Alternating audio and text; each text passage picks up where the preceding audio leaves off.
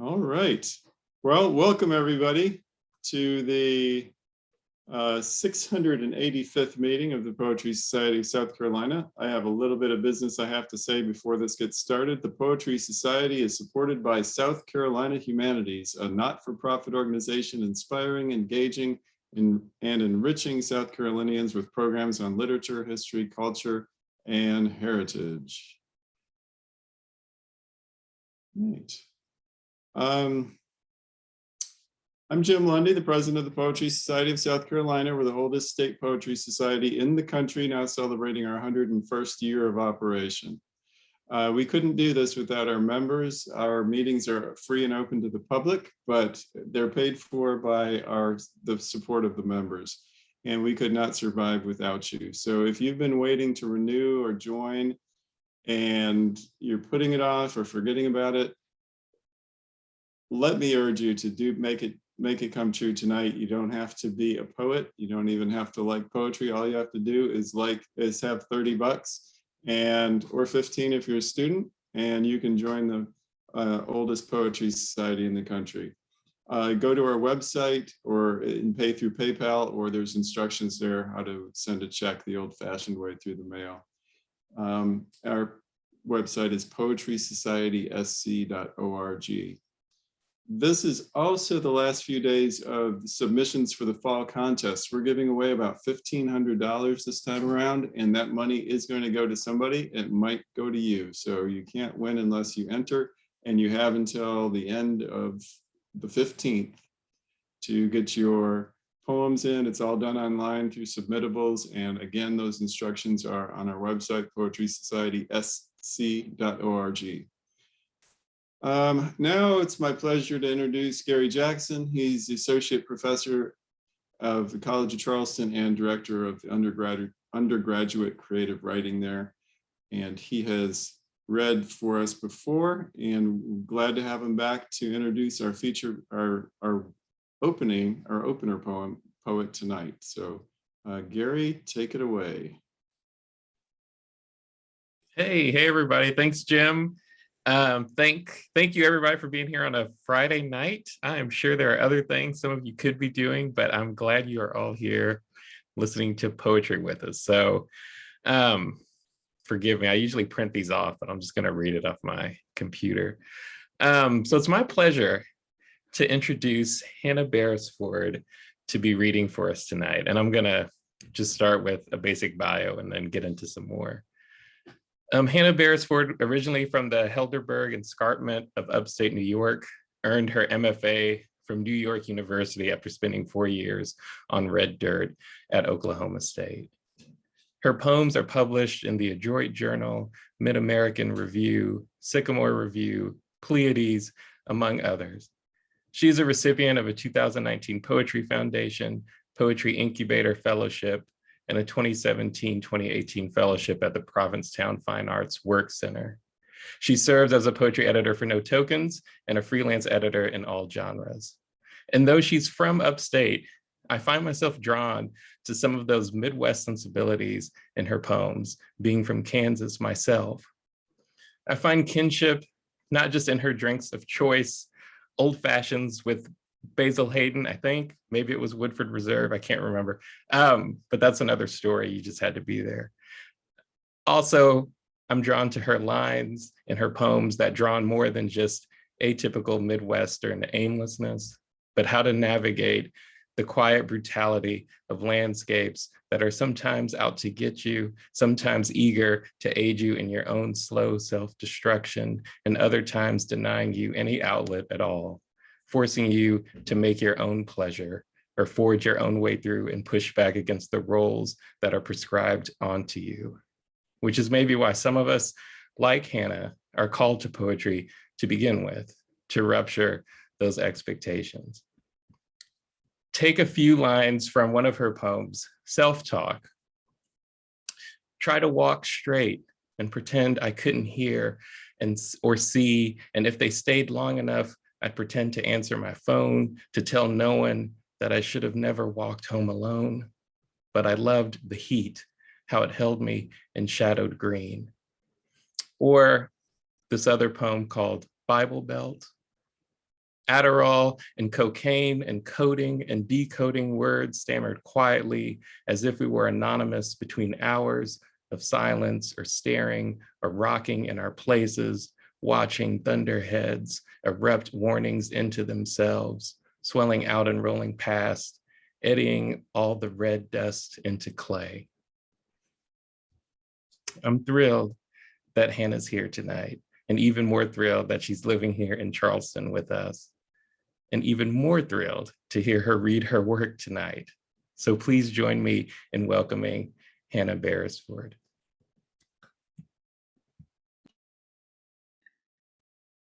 Thank you so much, Gary. I'm going to send you my doc and have you read it for me, okay? Thank you so much. That was so beautiful. You made my bio sound like a poem, I feel like. Thank you. And thank you all for having me and inviting me. I really appreciate it. I'm going to read 7 poems tonight for those of y'all who like to plan ahead. These are newer poems. Here's the first one. Little brother of summer of mine. I stand behind my little brother in the drive-in concession line. We both wear masks, but only he of us knows what illness means. The fluorescent tubes have jaundiced over time and leave an impression of clinking with the bygone drive-in years of grease. I realize these bulbs were never this old before now, so I can only be thinking of exactly this summer. My little brother is decisive in his order, which is hard for him oftentimes. I don't know where he got this mask, for how long he's had it, and is he afraid? I don't ask, only, are you sure you don't want anything else? He is so unneeding, I sometimes want to cry. The concrete walls are so hot pink, I'm sure it is still summer in here, even when all the little brothers of summer are gone. Back in the car, I make him Clorox wipe down the outside of his paper popcorn bag, which is impossible to do in any case, but he does. My wife and I cry at E.T. heading home. We cry ugly and cars pull away one by one. My little brother laughs at us sweetly. My wife loves the way the radio channel scribbles out as we press back onto the highway. When I walk into my mother's house late at night, I have always, just a few hours before, been arrested. This was true even for all of the years before it came true. When my little brother walks into my mother's house late at night, he is preparing to get ready for bed. He is only a few years shy of my age that one time. I still haven't a goddamn clue what I'm doing. My little brother smiles and dreams of all of his dead fathers. I dream of my little brother in a hot pink concession line, and he orders one of everything.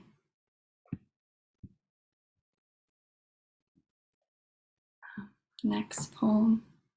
This is called Icterine. I wander an Icterine echo aisle in Stop and Shop. I'm 8, separated from my mother, and a child younger than me is toggled around the corner. Stops stock still in his tracks to ask what I am. I can tell his mother doesn't know. I could say I didn't yet understand why that made her angry. But I'll never know really, that's being honest. I know we feel involved when looking at a vase that is 2 faces.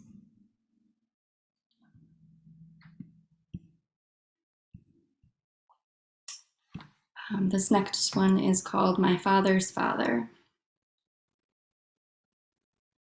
A plane aflight is a blue aftershock of where it was before it wasn't. I imagine the whole sound of it as air pummeling back in, pointing madly at history. I used to search for the exact names of exact colors, but what do you care what blue I'm thinking of, whatever color you like. One day in September, my father pointed to not a single plane overhead, only real sky emptiness.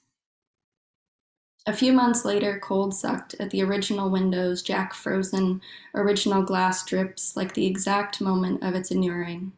The molten state, forever in my father's once-was house. I've always imagined those panes blown, like bulbs where the breath of a blast blower had been. Or perhaps not, but even in utility, what new idea could I replace the glass blower with? In my mind, it was the house of many fathers before him. Its wide, time-traveling floorboards, what magic is that? What strangers, what duties, what late-for-something days, the atmosphere of some uncertain number of humid summers, curled up in the floor knots and soured and perennialed, wood lily bulbs my father had not planted center lawn, about which I never asked him how he felt. One enormous and untended puddle, lapping after wind that skated the yard. He's moved away now to a place that does not know me or the color of his once were wood lilies. I am still what I was before I wasn't before he left.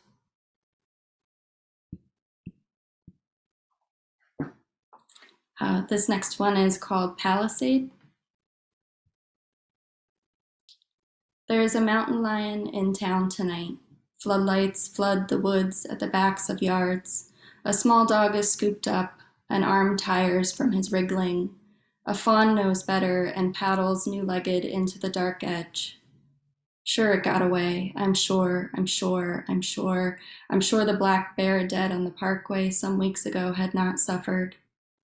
Just an inconceivable impact. I tell myself that fast enough might mean every day troubled for it, then never see it coming. Then a wrathful heat set in, set the woman on her cell phone beside the car a wreck. I'm sorry for all of it, I'd like foremost to unknow. I leave the fawn out to dry in my memory. My whole life waiting for one fresh regret after another to stretch and hide, so I can go on collecting amber glass bottles, arrange them random on the sill.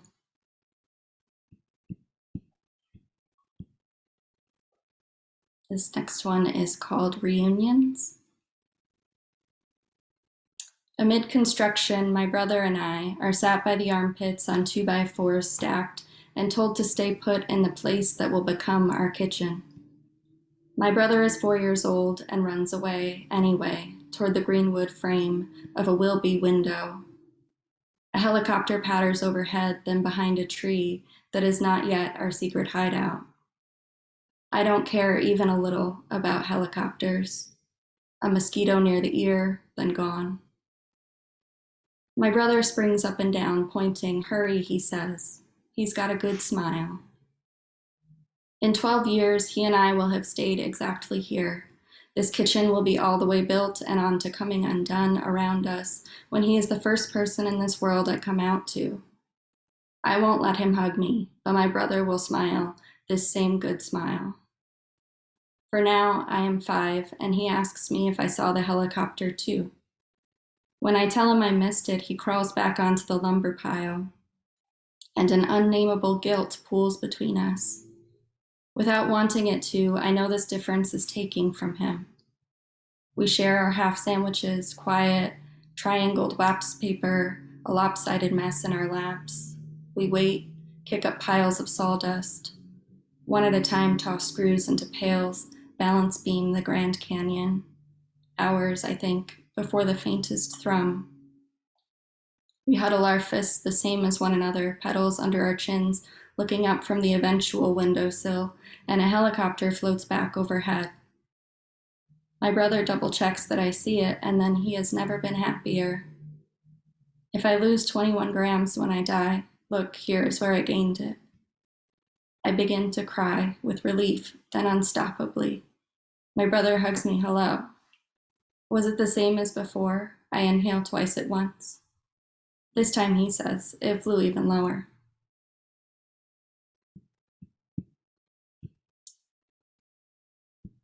Thank you. This next one is called Drive Me Home, Daddy.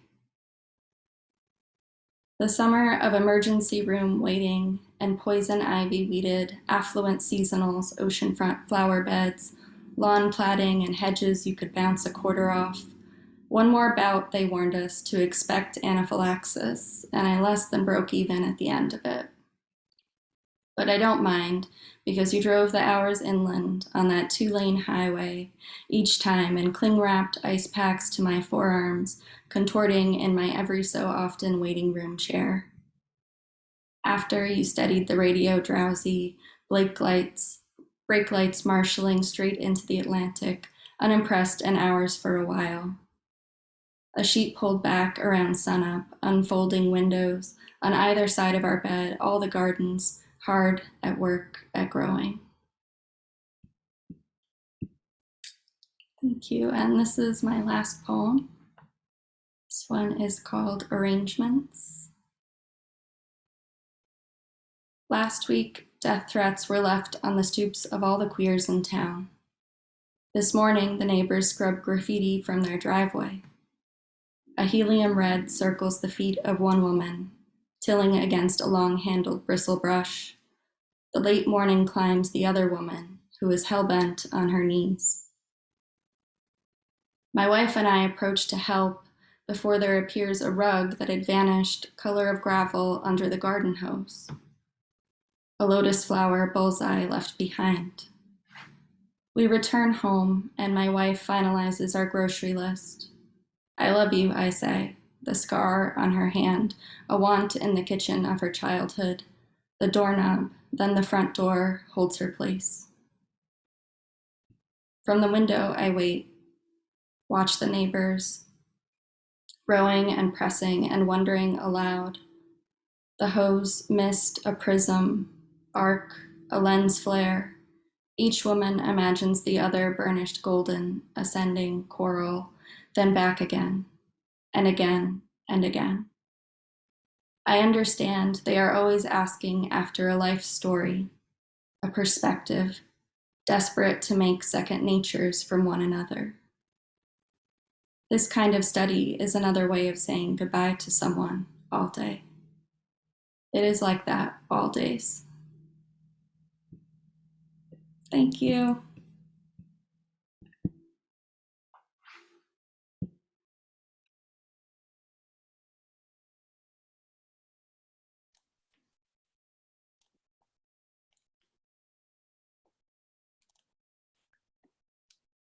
All right. I've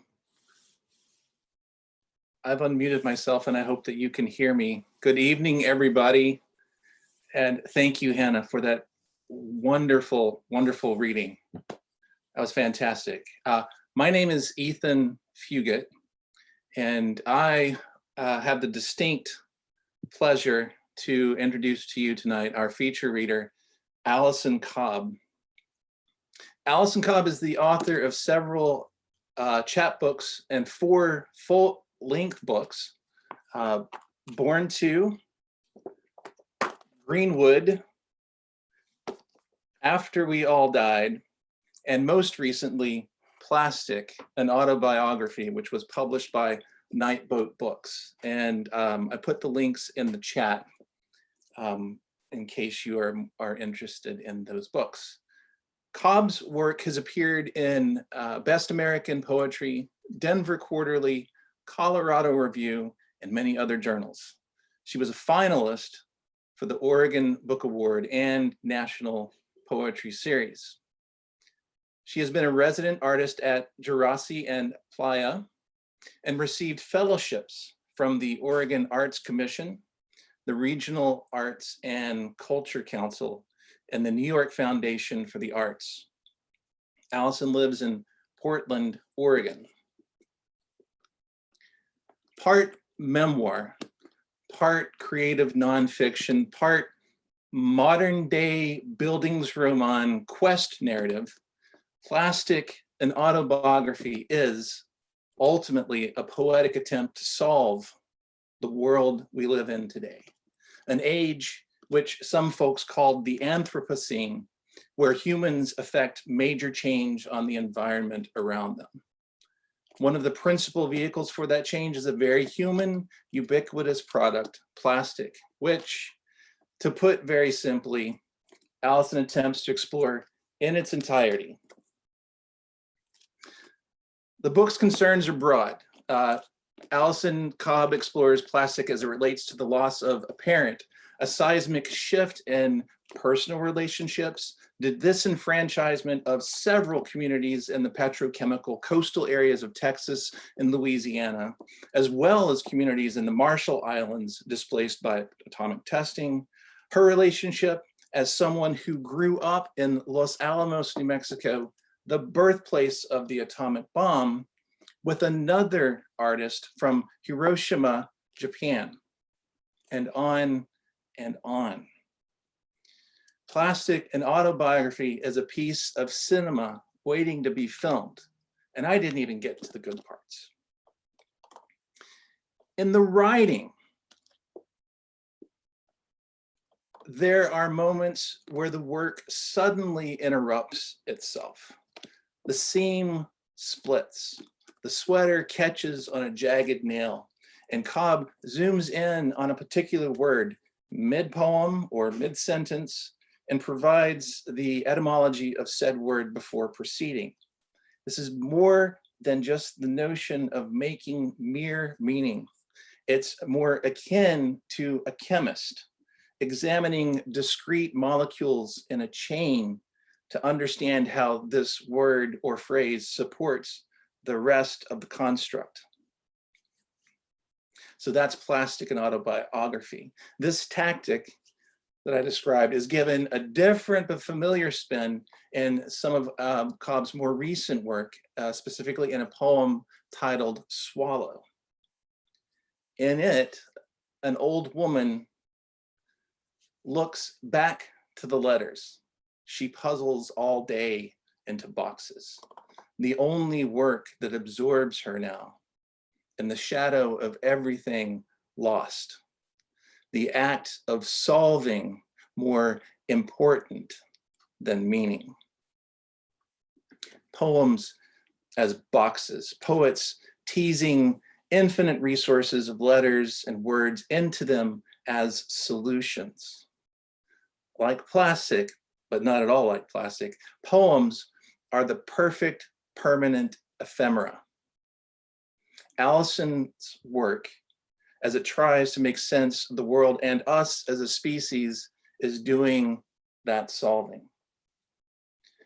In a chapter in the middle of Plastic and Autobiography titled Haunt, H-A-U-N-T, Cobb writes, "My only power is this, to practice hauntology, to embody and record our pained entanglements, to imagine this reality and remember possible futures. Let us imagine this reality and remember tonight. Listen to the poets, friends, and please welcome Allison Cobb." Wow, thank you so much, Ethan. That was absolutely stunning. I am floored and humbled by that loving care of my work. Thank you. Ethan and I have been friends for, I don't know, 25 years. And I'm so grateful to have him as a friend in poetry and a writing colleague for all these years. And I'm really happy to be here. Thank you so much to Jim and the whole board of the Poetry Society of South Carolina. I think you said it's your 685th meeting and you've been gathering for 101 years. So I feel the ancestors, like I'm in this incredible lineage, which is even more of an honor to be here, and such a joy to get to read with you, Hannah. Your poems were just stunning. I wrote down a bunch of gorgeous lines that are going to stay with me and just kind of, you know, take place within me, that hit me really close. So thank you. And thank you so much for your work. I'm glad we could be together. And thanks to everyone for coming. One thing about Zoom that's sad is that we don't get to be together, bodies in one room.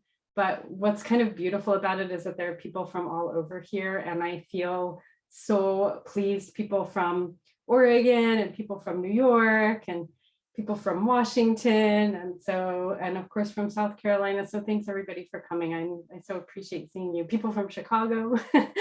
I'm just going to read a little bit from a couple of sections from the plastic book, and then a few new poems. So I'll give you that update too for those of you who like to plan. I'm just going to read from the preface of the book, Plastic and Autobiography, which kind of lays out the project of the book. And as Ethan mentioned, it's really, I guess I would call it poetic prose, creative nonfiction. There's poetry in it, but its methods are largely prose. The preface begins with an epigraph by Rebecca Solnit that goes, by the way, how's my sound? Can everybody hear me okay? Okay, good. You know how it is. You're speaking into I don't know, something. I don't even see what's picking my voice up. I'm glad you can hear me. Okay, this is a Rebecca Solnit epigraph called I wanted to trace the lost patterns that came before the world was broken and find the new ones we could make out of the shards.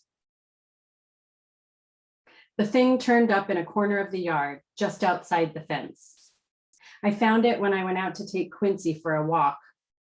Curved and black, plastic, 4 feet long, a foot at its widest. I thought at first it was a car bumper.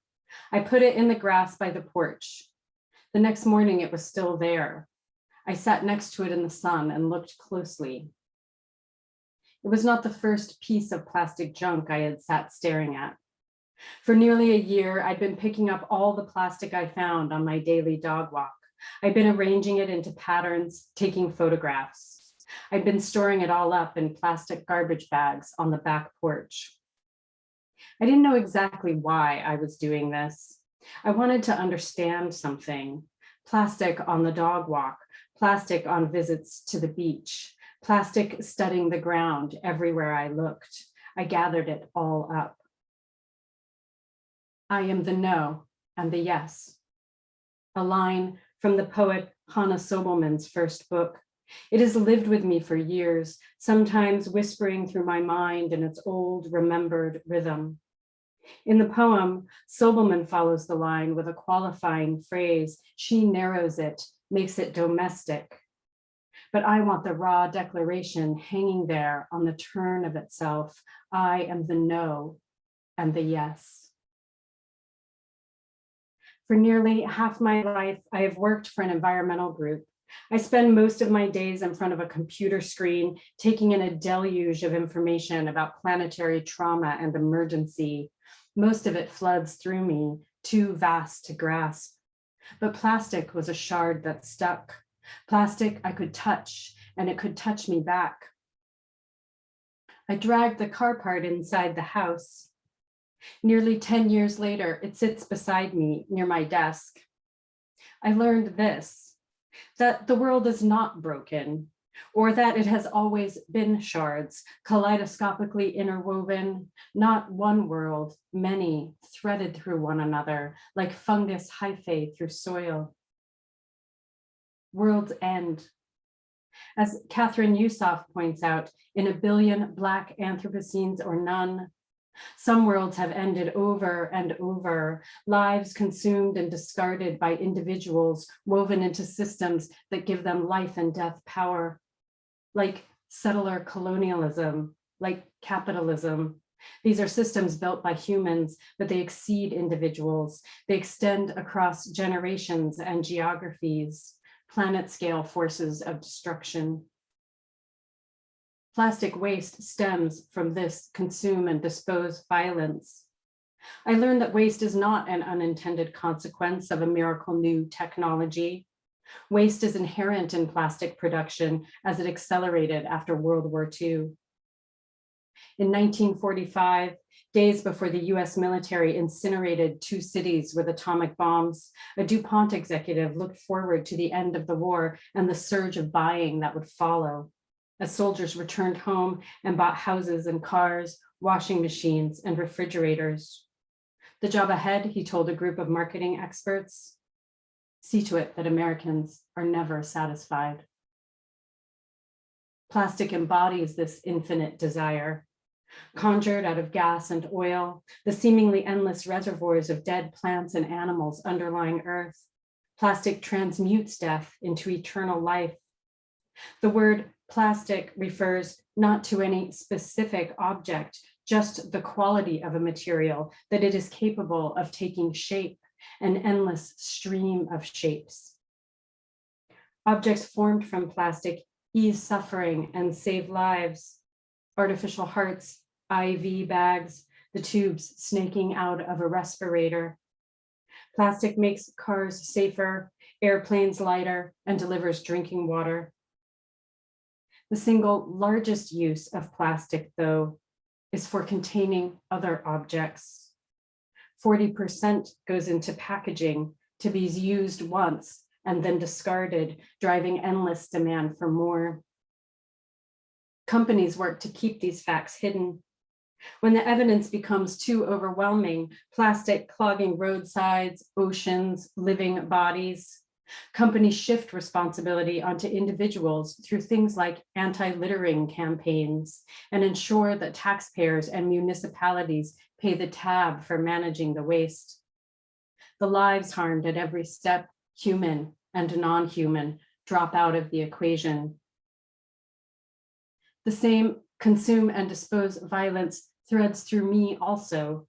It has benefited me my whole life. I grew up the daughter of a nuclear physicist in Los Alamos, the town that built the atomic bombs, which ended some lives in order to save others perceived to have more value. We are woven into the same net, me and bombs, and this car part. For a decade, I followed threads that tie us together through airplanes and sailors, the hydrogen bomb, Pacific Islands, the Nazis, and Heidegger. I followed threads through silence, loss, and grief, through the birth of chemistry and the invention of radar, through patriarchy, empire, and chattel slavery. I followed threads through apologies and their failure, through a pandemic and an uprising, and living lungs struggling to breathe, through old wounds and new ones, hurt reverberating, aching to be remembered. This object, a book and its journeys, this broken down car part, its life. This is my no. I've wanted this car part and its entanglements, often ugly ones and painful, to leave me. I have wanted not to have to face, in my privilege, the terms of its existence. I learned this: there's nowhere to go. The same terms that made this piece of plastic made me, my own body, and each of my breaths. This is also, it must be, my yes. So that is the preface. That kind of lays out what's going on in the rest of the book. And then I'll just read one other somewhat brief section from the book. And I feel like the section is called White Whale. I feel like the car part is such a strong presence in this book. Part of the book is my journey ultimately across the country to try to return it to the factory where it came from, which is the Honda Odyssey factory in Lincoln, Alabama, where all of the world's Honda Odysseys are made. I was really delighted, I have to tell you, fellow poets and writers, when I found out the car part came from an Odyssey, because it's so perfect for poetry. So you have to read the book to find out what happens when I try to return the car part, but I think I'll just show you the car part since it is sitting by my desk so that you can see it when I'm reading about it. It's not beautiful. It's large. It's not a nice decoration, but there it is.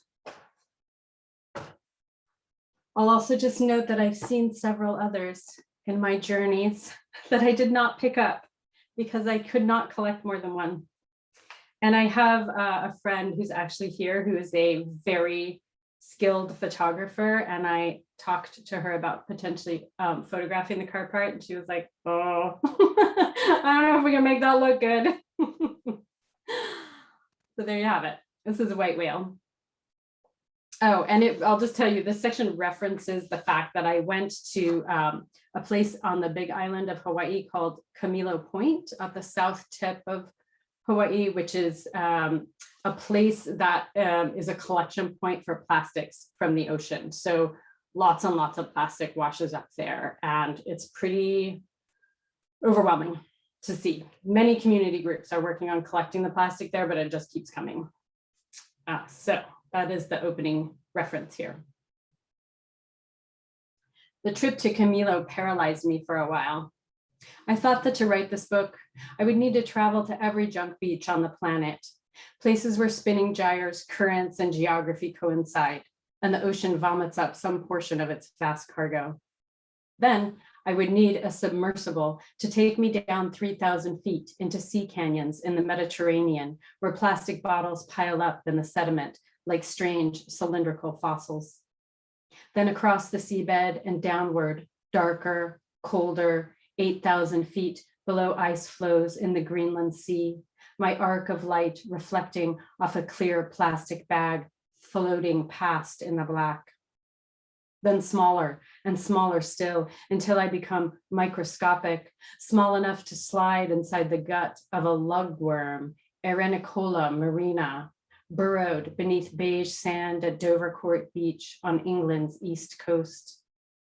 A powerful suck from the worm's mouth swirls me inside it, slick and dark, along with sand grains and tiny plastic particles.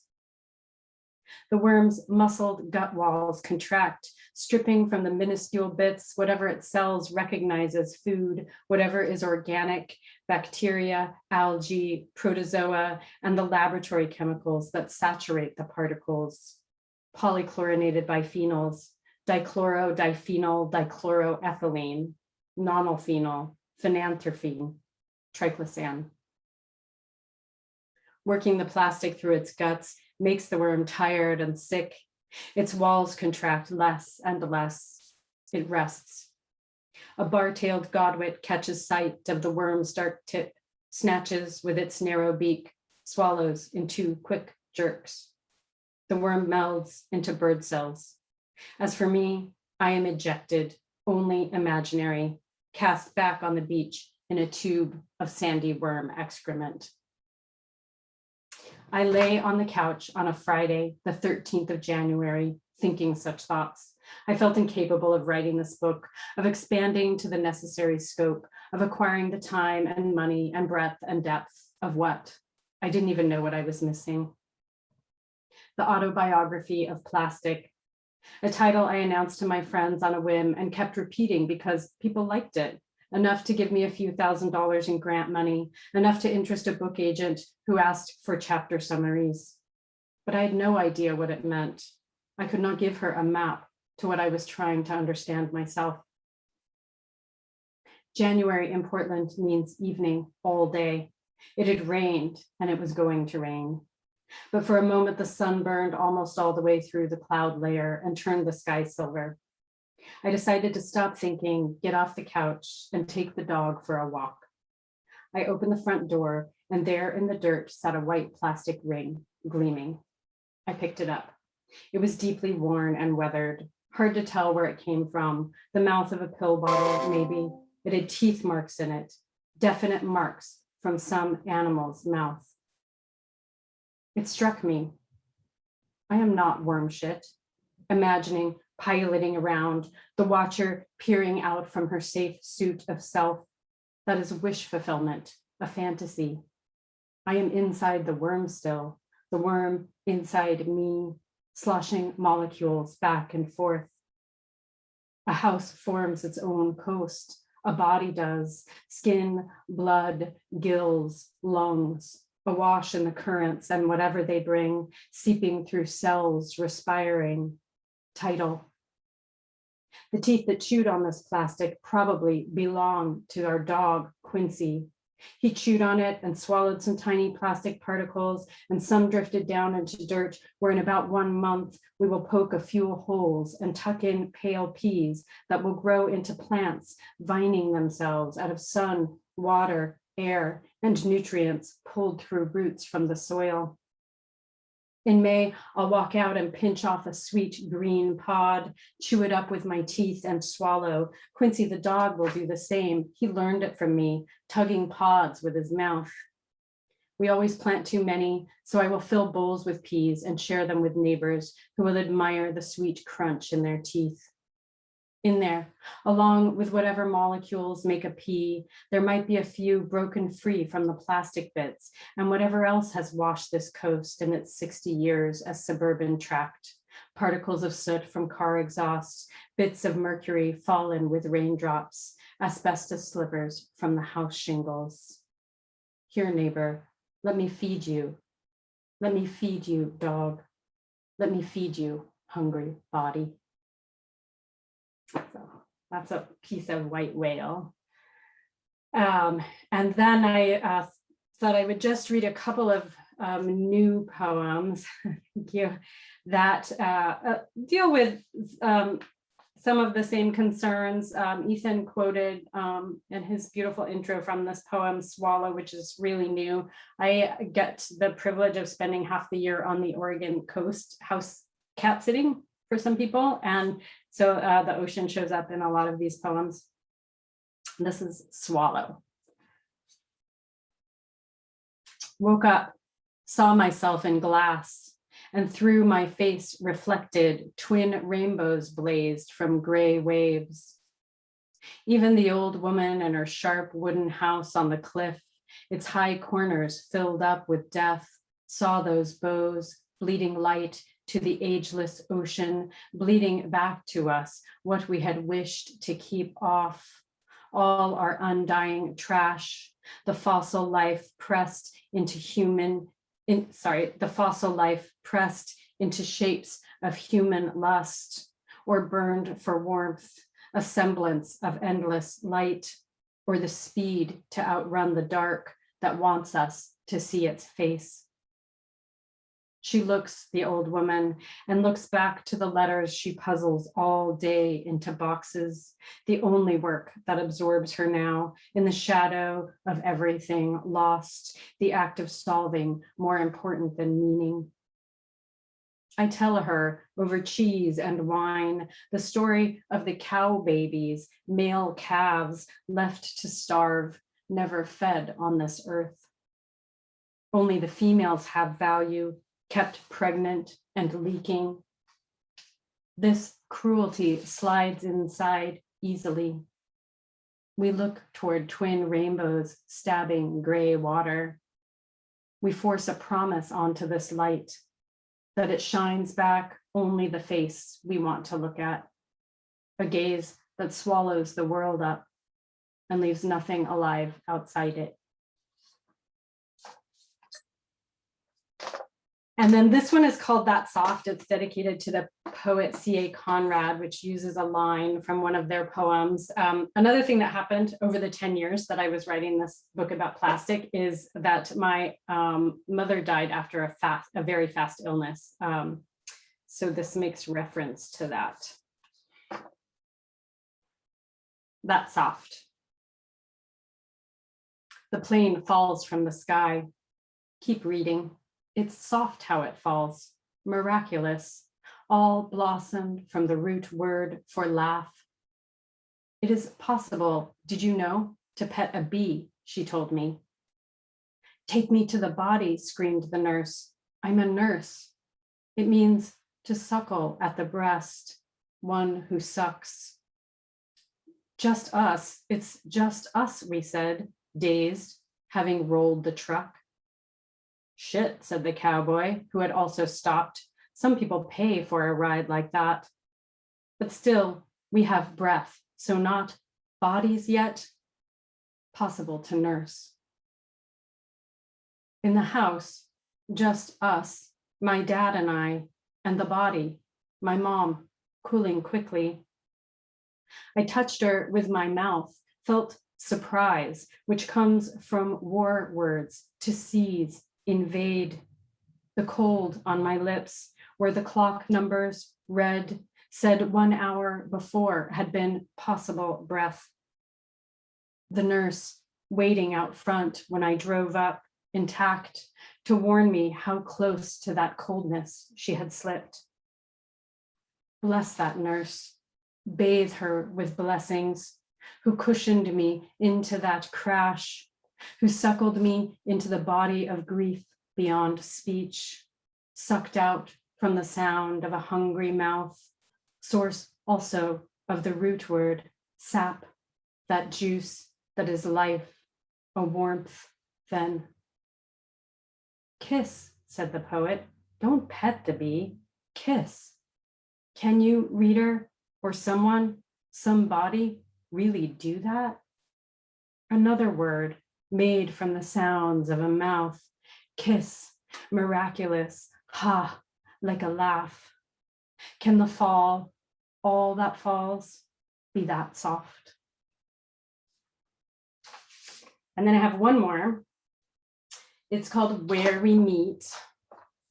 Again, takes place on the coast and makes mention of my beloved child that I co-parent with my partner named Aster. Where We Meet. The beach sand we scuffed through blue sparks, lit by tiny dino flagellates, warning predators back off, igniting our human delight. We moonwalked, facing our tracks. One step lit up a whole jellyfish corpse, smooth sand had erased, but for critters firing life through its tissues. Everything alive with light, clouds of stars, the waves rolling in with their own pale glow. My love returned after many nights gone.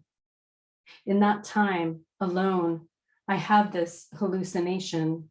I spoke to a shorted out streetlight as my mom. She answered every question, flashing off and on, timed to some remembered rhythm in my body, that light having strobed my night window all summer. This was not my mother.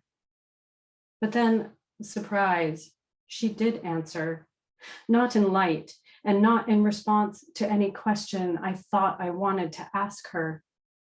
My grief told her, Mom, I wish you had known Aster. I know her by the feeling shape she makes inside you. This did not come in words. It filled me, a knowing. And it was not a shape was meant exactly, more like a broth, complex, like my love for my mom, for my love for anyone, but with its particular bite of parental longing, which I came to know only after the death of my mother. So I can't say, I'm sorry and thank you. You're welcome for that wounding. I spent my life seasoning with salt, taking pleasure in the stinging. But also, it's golden sometimes, a liquid made sweet by some word or touch. She could taste all of this inside me, my mom. I feel her now, rarely, but she's there if I arrive at the inner place she can reach.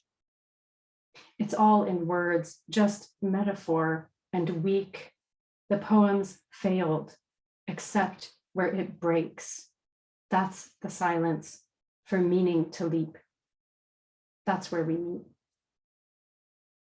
Thank you very much. Thanks so much for having me. Thank you, Allison. That was absolutely wonderful. And if you would, since your reading is the first part of your input for the Poetry Society, but you're doing a workshop tomorrow, and if you'd tell us a little bit about that. I would be happy to. So the workshop takes place on the East Coast from 10 to noon tomorrow. I believe that it's free and open to anyone.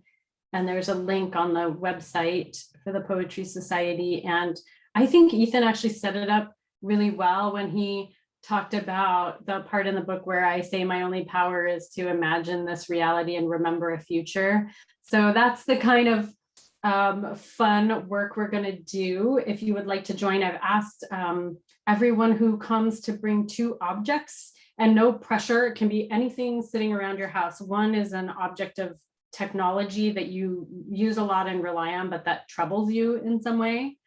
And so for me, that might be like a Ziploc bag. I love a Ziploc bag. I really like the tidy way that they store things. And also I feel troubled every time, and I wash them and reuse them. But after a while, you know, sometimes you have to get rid of them. And then I like feel that when it goes in the garbage. Any object of technology you rely on that in some way just gives you a little, sticks in you somehow. And then the other thing would be something that brings you joy.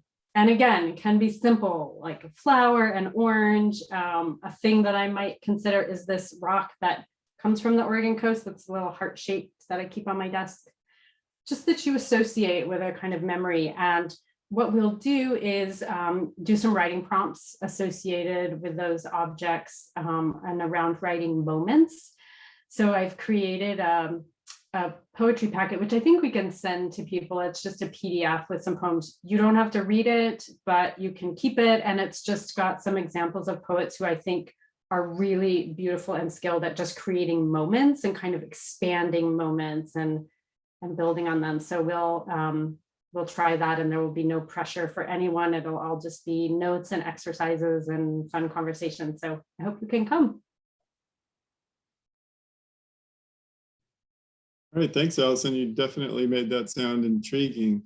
If you are not up for a workshop tomorrow, and if you're in the Charleston area, Poetry at McLeod is going to take place tomorrow between 11 and 1 o'clock. You can look that up. That's a very interesting ongoing series. I also want to beg of you to take the survey. This is something that's very important to our grant, and it's I know it's like pulling teeth to get someone to take a survey. It's very, very short. It's only 5 questions. You'll be done with it in probably 10 seconds. So please take it. The link is on the John has put the link on its survey, that www.surveymonkey.com. That's the one to click, and just do it, get it over with. And you will help us by doing that tremendously. And yeah, again, another thanks to Allison and Hannah for being a part of this unbroken chain that goes back. You are right there with Edna St. Vincent Millay and Robert Frost and Carl Sandburg and W.H. Auden, and the list goes on and on. Hundreds of people who have read for the Poetry Society over the last 101 years. And thank you for being a link in that rusty chain. So I guess that's about it. That's all I've got. We will wind this up here. So thanks for everybody. The attendance was awesome tonight. So whatever you did, Allison, to rally your troops, and Hannah too, probably, it's great. And oh, I know what I wanted to say. This is kind of a big deal because we're going back to in-person meetings in December. It would be the first time we've been able to meet since what was it, February of 2020. Now don't fear, because we will continue to live Zoom these meetings, even though the lucky people who are vaccinated and want to appear in person in Charleston will be able to take part in meetings in person, starting in December, and hopefully rounding out the rest of our calendar year. So yeah, but December is going to be this is going to be the experiment. We're going to figure out what it's like to hold a live meeting in person at the Library Society and transmit it via Zoom. So stay tuned for details about that. And again, please join if you can. We really could use the members, and you can find all the information on poetrysocietysc.org. That's all I've got. So thank you. I'm going to stop the recording. Thanks, poets. Thank you. Thank you, Hannah. Thanks, everyone, Thank you so much. for being here.